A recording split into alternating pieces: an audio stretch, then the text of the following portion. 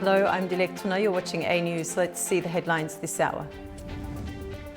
Venezuela earthquake death toll nears 1,000 as foreign rescuers arrive. Israel and Lebanon sign a framework agreement after US mediated talks.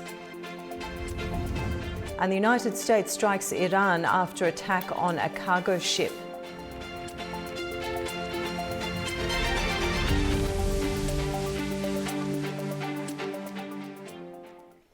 Venezuela is facing a major disaster after twin earthquakes struck near the capital, killing nearly 1,000 people and leaving hundreds trapped beneath collapsed buildings.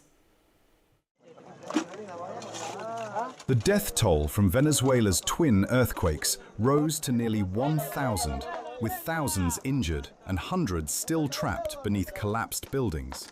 Emergency teams have been working around the clock in Caracas, La Guaira, and surrounding areas, clearing rubble and searching for survivors. Hundreds of buildings were damaged, including hospitals, forcing mass evacuations.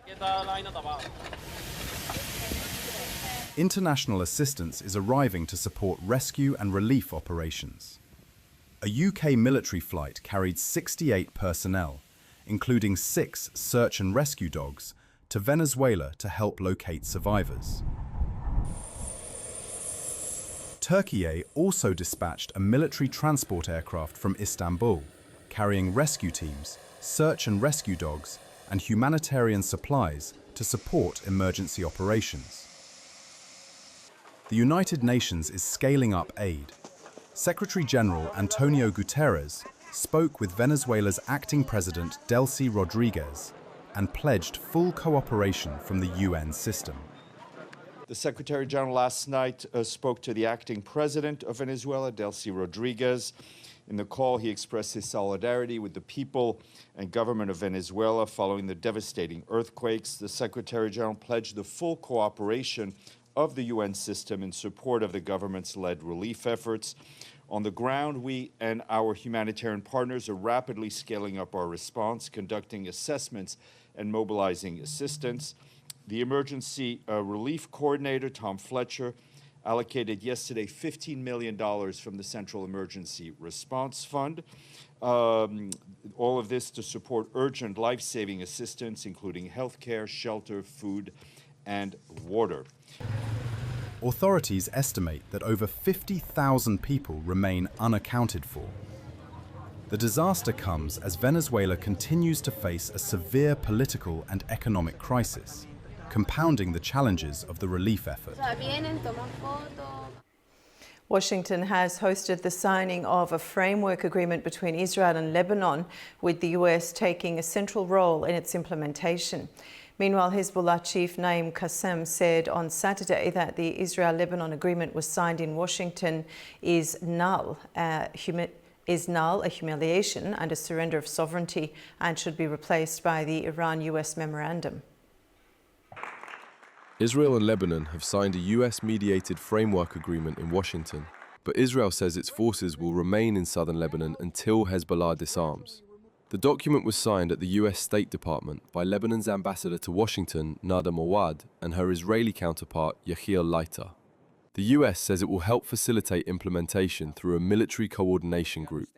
Washington also pledged $100 million in humanitarian assistance and more than $30 million to support the Lebanese armed forces. The trilateral framework we signed today is a first step on the road to restoring Lebanese sovereignty and territorial integrity, securing a permanent and final cessation of hostilities, enabling our people to go back to their land, and allowing all Lebanese to live in peace, security, and prosperity. Under the framework, the Lebanese army is expected to expand its control over territory in southern Lebanon gradually. The deal includes 2 pilot zones, where Israeli forces would pull back from some areas and the Lebanese army would begin taking responsibility. Further withdrawals would depend on security conditions on the ground. For Israel, the agreement is tied directly to Hezbollah's disarmament. Prime Minister Benjamin Netanyahu says Israeli forces will stay in what Israel calls a security zone in southern Lebanon as long as Hezbollah remains armed. Israel remains in the security zone in southern Lebanon. This is a great achievement, and we are maintaining it as long as Hezbollah does not disarm, as long as there is a danger to the state of Israel. This is also a great blow to Iran. Iran is trying to force us to withdraw from southern Lebanon by force. And in essence, Israel, Lebanon, and the United States are telling them, this is none of your business. You have no role in Lebanon. The fighting in Lebanon began after Hezbollah opened fire on Israel in March, following US and Israeli strikes on Iran. The framework is linked to wider US-brokered efforts to end fighting on several fronts, including Lebanon. An initial agreement between Israel and Lebanon has drawn mixed reactions across Lebanon, with some residents welcoming the prospect of greater stability, while others question whether the deal can deliver a lasting end to the conflict. Residents in southern Lebanon and Beirut have expressed sharply different views after Israel and Lebanon signed a US-brokered framework agreement aimed at ending months of fighting. In the southern city of Tyre, where communities have borne the brunt of the conflict, many residents voiced frustration and scepticism, questioning whether the agreement would bring any meaningful change, while Israeli forces remain in parts of southern Lebanon. I felt shame and disgrace because we are talking about around 82 villages in the south that have been destroyed or leveled. You are talking about 1 million Lebanese who are displaced from their homes and outside of their land. So, what kind of agreement are they talking about? In Beirut, reactions were more mixed. Some residents said they support any agreement that can restore stability and allow displaced families to return home. Others argued the deal lacks transparency and risks legitimizing Israel's continued military presence and operations in Lebanon. I support whatever ensures stability and security in Lebanon, the return of displaced people and reconstruction. I don't care about the method or the means or which side or way it came through. This is the result that matters to me as a Lebanese citizen, and indeed to most citizens. These matters that the Lebanese state agreed to, they agreed on what they agreed to, no one knows, because these are invalid agreements. There is no country in the world that seeks to make an agreement for the withdrawal of an occupation, only to end up legitimizing that occupation. What happened yesterday is something that cannot be accepted by any religion, reason, or any patriotic person in the world with a sense of nationalism. The framework agreement was signed in Washington on Friday following US-mediated talks between Israeli and Lebanese officials.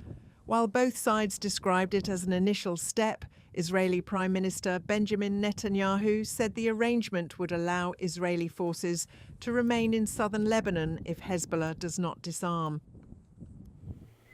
The United States has carried out its first strike since agreeing a ceasefire with Iran after blaming Tehran for a drone attack on a commercial ship in the Strait of Hormuz.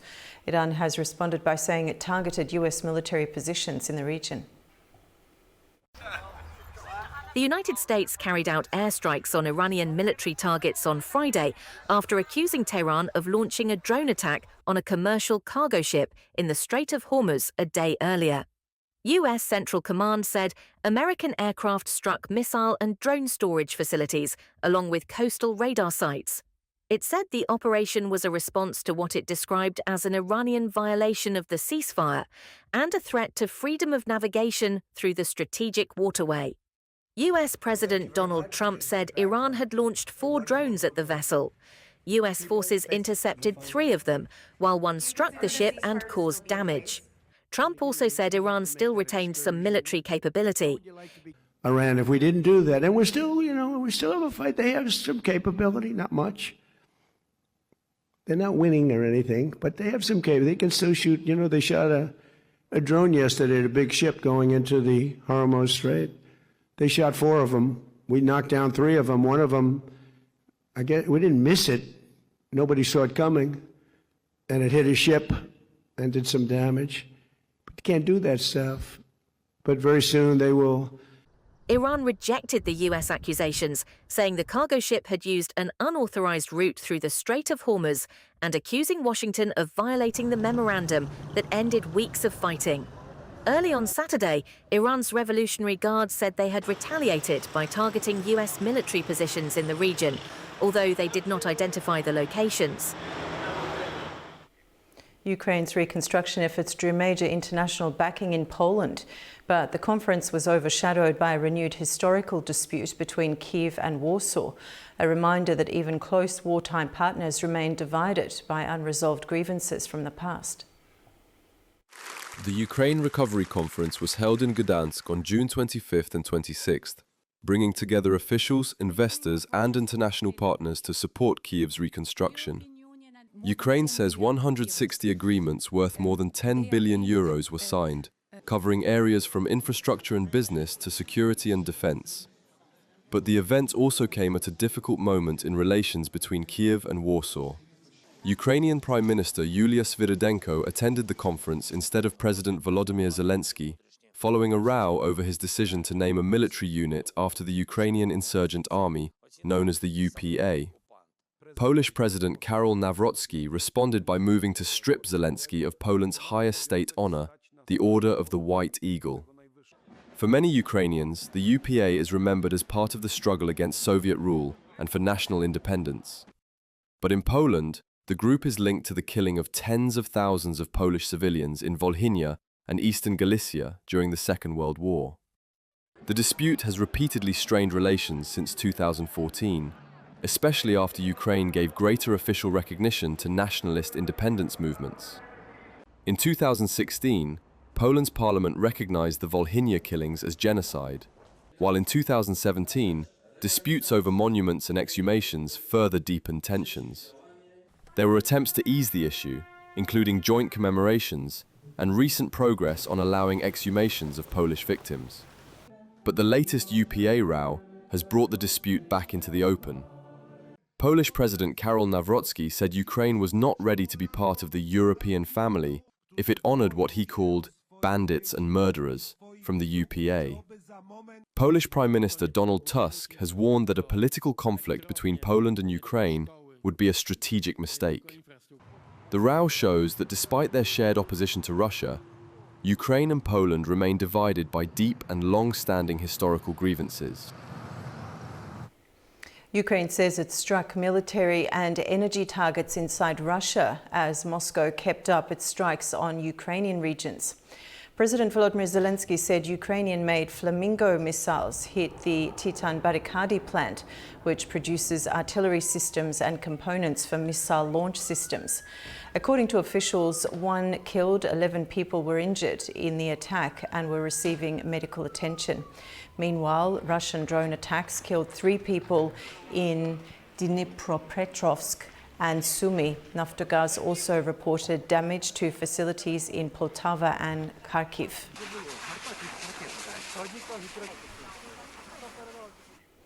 The Caucasus Eagle 2026 Joint Tactical Special Forces exercise involving special operations units from Azerbaijan, Georgia and Turkey has concluded at the Mukorvani military base near Tbilisi. According to Azerbaijan's Ministry of Defense, during the exercise, the special forces carried out a range of tactical scenarios, including assaults on simulated targets, neutralization of a mock enemy, and other operational tasks. Senior military officers from the participating countries observed the exercise. The performance of the special operations units was highly commended by the exercise leadership.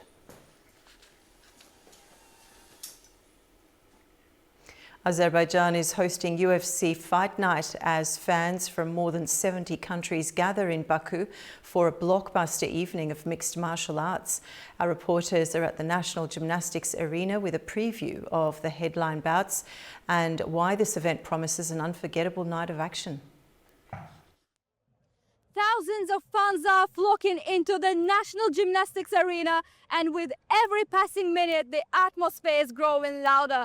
UFC Fight Night is back in Baku, and the Octagon is fully ready to host the epic fights of the night. We are from Kazakhstan. We support Asu Almabayev. Everyone came from Kazakhstan. Yeah, it's good atmosphere, interesting people, power. I feel the power of this night. I must say right away that the atmosphere is amazing. This is the second time this is taking place in Baku, but it is a very cool event. I expect a knockout from the fight. Rafael, go ahead. Nazim Sadikov, Azerbaijan, go ahead. The headline event features an intriguing lightweight clash between Azerbaijan's Rafael Fiziev and Mexico's Manuel Torres. Hometown favorite Fiziev brings the sharper, more technical striking game with elite kickboxing and speed, while Torres thrives relentless pressure and fight-ending power, having finished all 5 his UFC bouts before the second round. On media day, Mexican fighter marked several times that his goal is to pressure Fiziev early and avoid a technical fight. The co-main event promises fireworks as well. Russia's Shara Magomedov meets Brazil's Michel Pereira in a middleweight battle featuring 2 of the division's most unpredictable and entertaining strikers. Magomedov will enjoy tremendous regional support, with many fans traveling from neighboring Dagestan, while Pereira's athleticism and creativity make him one of the most dangerous opponents. This is a significant night not only for the UFC but also for Azerbaijan's mixed martial arts. 4 Azerbaijani fighters are competing tonight, with 2 of them featured on the main card.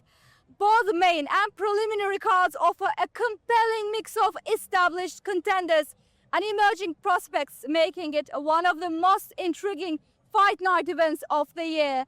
From seasoned veterans to exciting UFC debuts, the night promises memorable moments and unexpected results.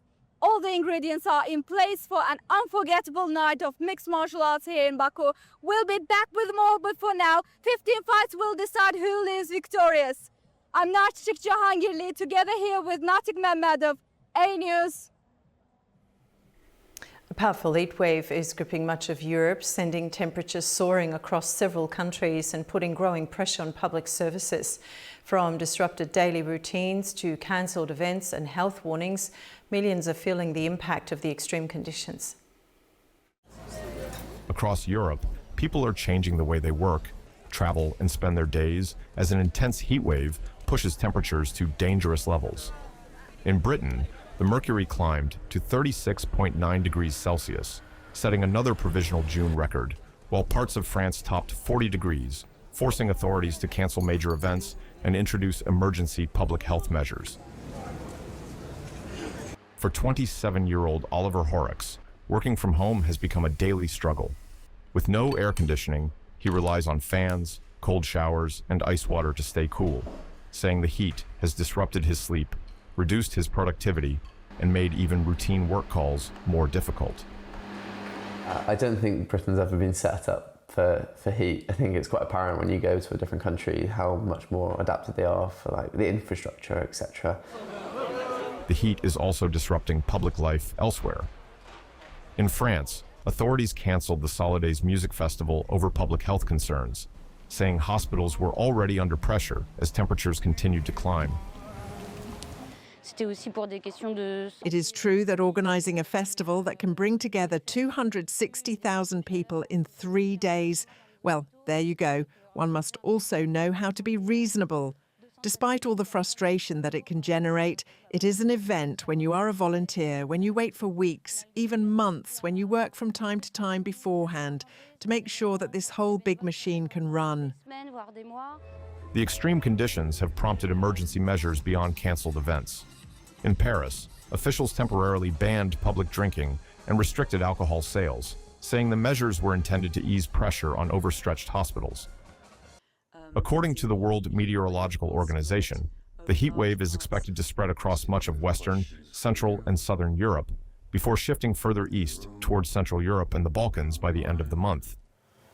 Experts also warn that persistently high nighttime temperatures can be just as dangerous as the heat during the day. Typhoon Makala and Tropical Storm Higos lashed parts of Japan with heavy rain on Saturday, triggering landslides, injuries and evacuation orders. 3 people were injured and 1 person went missing after a mudslide struck a 2-story home in Hirao town, Yamaguchi Prefecture, sending mud and debris into the first floor. Rainfall in neighbouring Yanai city has exceeded 350 millimetres, according to the local meteorological observatory. Authorities issued evacuation orders for thousands of residents in several areas amid the continuing risk of landslides. China says it will step up support for private companies investing in the country's energy transition, unveiling a series of measures aimed at attracting more private capital into major energy projects. Abu Hayat Jafarova reports from Beijing. China is expanding the role of private businesses in its energy sector as it prepares for the 15th five-year plan, which runs from 2026 to 2030. Speaking at a press conference in Beijing, the National Energy Administration said it will introduce new measures to encourage private investment in the construction of the country's new energy system. Officials say more major energy projects will be open to private companies, including large and medium-sized hydropower developments. New guidelines will also be issued to give investors clearer direction and more predictable returns. The government is also encouraging private firms to invest in emerging sectors such as virtual power plants, electric vehicle charging infrastructure, and new energy storage technologies as China continues to modernize its power system. Officials say they will also make it easier for private companies to invest by cutting red tape, speeding up project approvals, and improving access to key infrastructure such as power grids and oil and gas pipelines. They also pledge to ensure fair competition, reduce problems in the bidding process, and hold regular meetings with businesses to better understand their needs and improve government policies. Officials say regular dialogue with businesses will be expanded to assess policy effectiveness and respond to the needs of private enterprises, as Beijing seeks to mobilize more private capital to support its long-term energy transition and economic growth. Abu Hayat Jafarova, A News, Beijing, China. 3 nations are celebrating landmark achievements after the final round of group stage matches. From Cabo Verde's remarkable debut to Egypt's breakthrough and Iran's anxious wait, hopes of a deep tournament run remain alive. Cape Verde has become one of the biggest surprises of the tournament after reaching the knockout stage in its first ever FIFA World Cup appearance. The Atlantic island nation of around 600,000 people secured second place in Group H with a goalless draw against Saudi Arabia, completing an unbeaten group campaign that also included draws against Spain and Uruguay. The result has earned the Blue Sharks a round of 32, meeting with defending champions Argentina in Miami, prompting celebrations in the capital, Praia, as fans hailed a team that has already made history. It was teamwork. Even though we missed some chances, that's not a problem. Against Argentina, we will go with our heads held high, just as we did against Spain. That's it. The celebrations continued further east in Egypt, where supporters gathered in cafes and on the streets of Giza after the Pharaohs reached the World Cup knockout stage for the first time. A 1-1 draw with Iran was enough to secure second place in Group G on goal difference behind Belgium, setting up a round of 32, meeting with Australia in Dallas on July 3rd. I came today to the coffee shop to support Egypt, and I can't tell you how happy I am. I walk in the street and can't believe the happiness that people feel. The ordinary people, the shop owners, and people in their cars. Honestly, it was a great performance, not like the previous match, but they are excellent. May God protect them. Congratulations to Egypt. For Iran, the final whistle brought mixed emotions. Supporters in Tehran celebrated what they believed was a dramatic stoppage time winner against Egypt, only for the goal to be ruled out for offside after a review. The 1-1 draw left Iran third in the group with 3 points after 3 consecutive draws. I think the best thing we could do is to be happy, hopeful, keep praying and wait, trusting that all our positive energy and prayers will be reflected in their performance. Despite missing automatic qualification, Iran can still reach the round of 32 as one of the tournament's 8 best third-place teams, with the remaining group stage matches concluding on Sunday. And that's the news for this hour. Stay tuned to A News for all the latest updates.